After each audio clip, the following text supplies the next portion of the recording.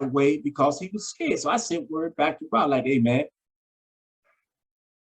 dude's scared, man. And you might need to send somebody else, man. Send somebody else to holler at him about that, man, because I'm not that person for that, man. You know what I'm saying? I'm not the person for it.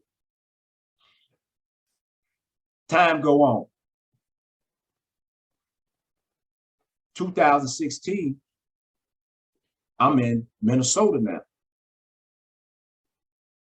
Indictment come down, I think, like April 2015, 2016.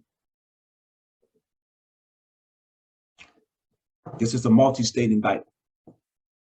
It's a GD indictment, as they call it.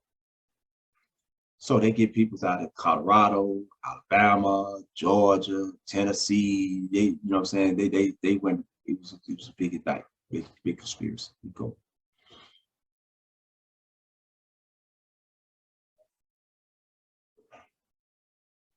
This is where all these people that's playing a part in this indictment, that's eventually telling, the list hadn't come out yet. So brothers get convicted. Guys get caught up. 2019, I'm in Buckner fighting cancer. Raheem comes over to the FMC from the one. I'm down in medical, getting some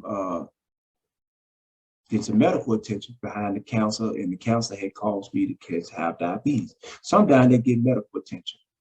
And I'm talking to Rock because I hadn't seen him. It was my man's, blah, blah, blah. You know, I hadn't seen him or nothing. So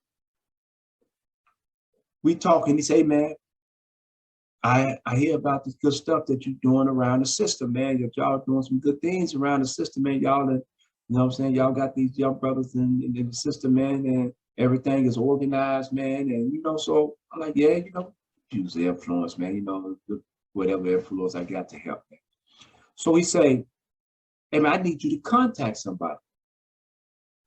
I said, who do you need me to contact? He said, I need you to call this person. I said, and the person is, I said, who is this person? He said, his name is Ant. I said, who is Ant? And he said, he's a VIP. I said, he a VIP? I had never heard of this person. Period. Don't know him, had never heard of him. And I'm like, he a VIP? He's like, yeah, he's going around the country with Mrs. Hoover and Larry Jr., and they doing some beautiful things. They have a nonprofit organization called Switching Lanes. Now, I don't know. I have never heard of them, don't know. So I said, okay. Little did he know, I go straight upstairs, make a phone call to the streets, contact my brother. I said, hey, bro, now my brother is a VIP. So I contact my brother. I say, hey, man, do you know this dude named Ant that's supposed to be a VIP? He said, yeah. He said, why you asking me about him?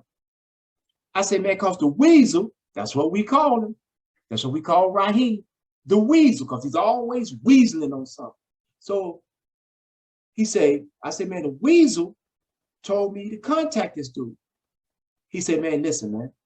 He said, stay away from that dude.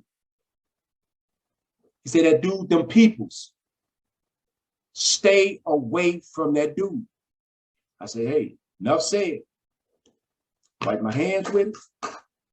Forget all about it. Don't contact him. Don't say nothing. 2 weeks go past.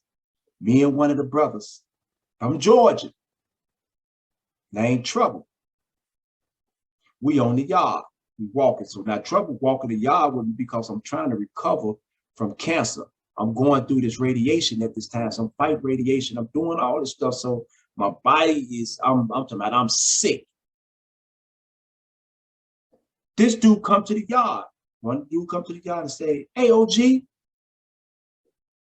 I'm like, "What's up, my brother?"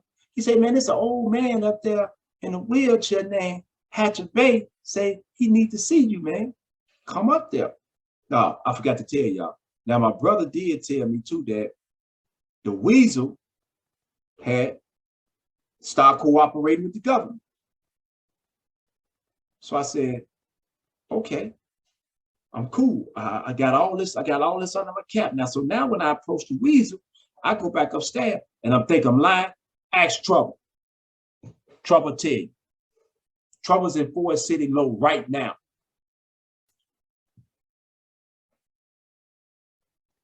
I go upstairs, the door lock. I had told Trouble while we was on the elevator going up there to medical service. I said, "Man, if I can get inside this medical, I'm slapping the shit out of Rocky. I'm gonna slap the shit out of him." So we go up there, the door lock. I said, "What's up, man?" And he said, "Man, that you call Ant." I said, "No, man, I ain't called." He said, "Man, I need you to call Ant."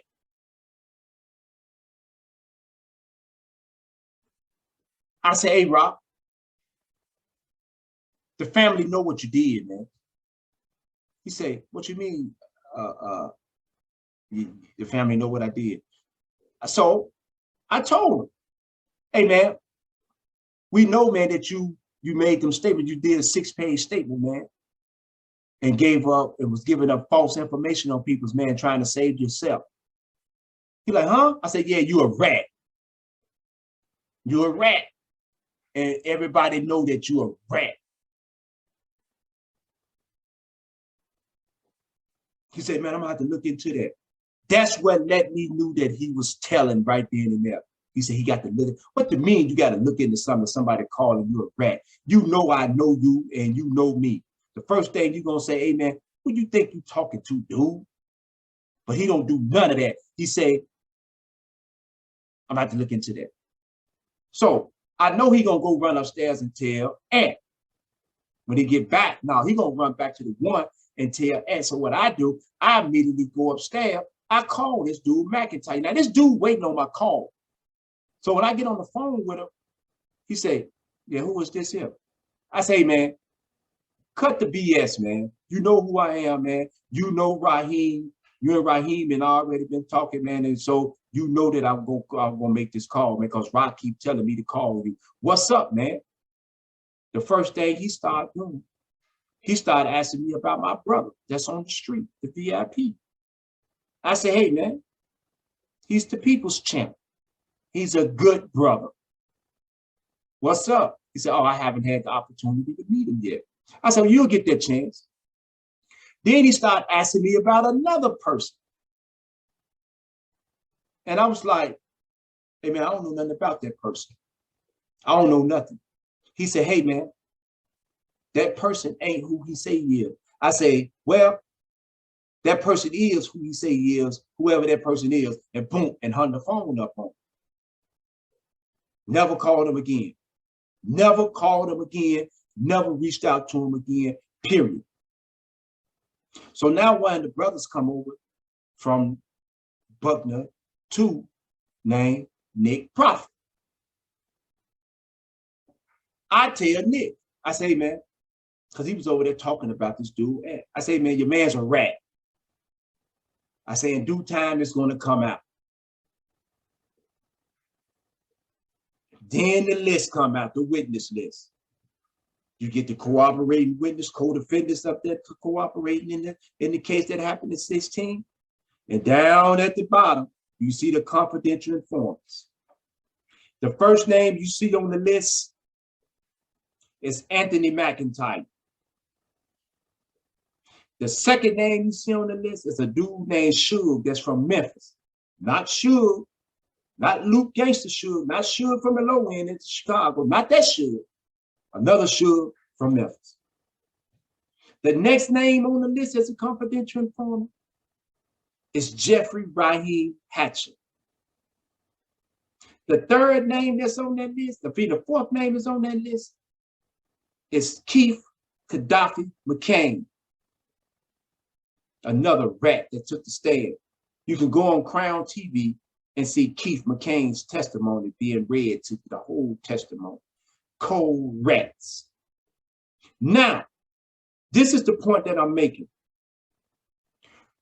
Allegations has been made about Raheem way back in 2011 that he was working, but there was really nothing, because they say that Raheem was going up there to the visiting room in Arkansas, seeing agents, the federal marshals and all the people, the federal agents was coming down there seeing him.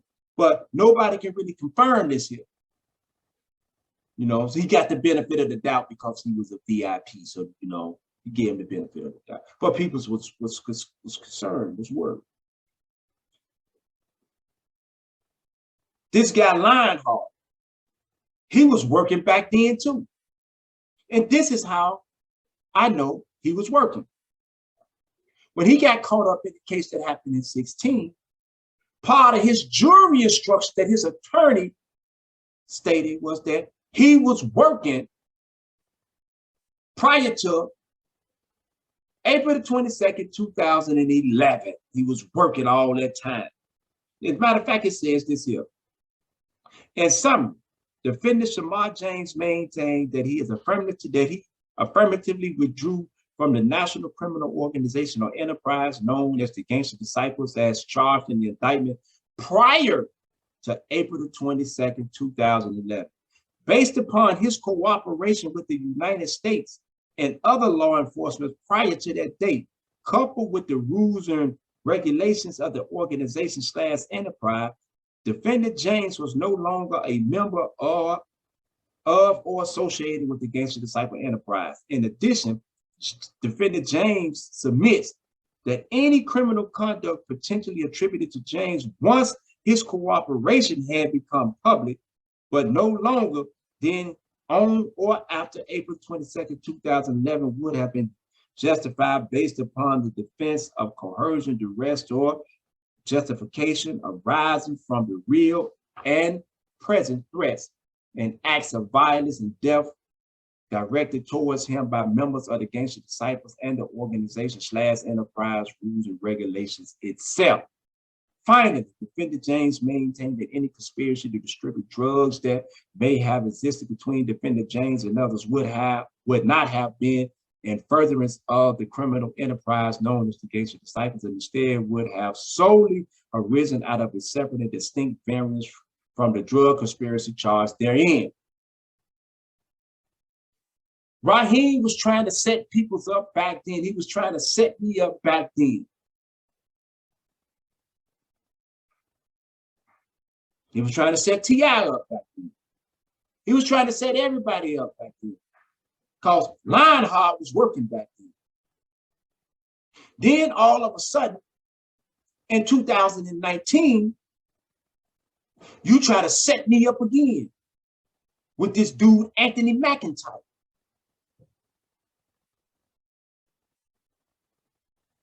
You don't care, because you knew one thing for sure. You knew what I was doing.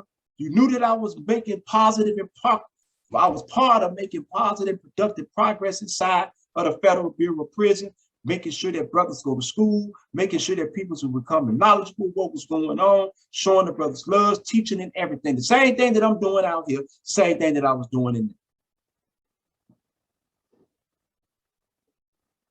I'm fighting cancer. I'm already dying. I already had cancer in my body. But you were still trying to kill me because you were trying to give me a life sentence with a rat that I didn't even know, based on my loyalty. But the one thing that you misunderstood, Mr. Rat, is that I learned from you guys. I learned from the mistakes. I was in them libraries. I know what was going on.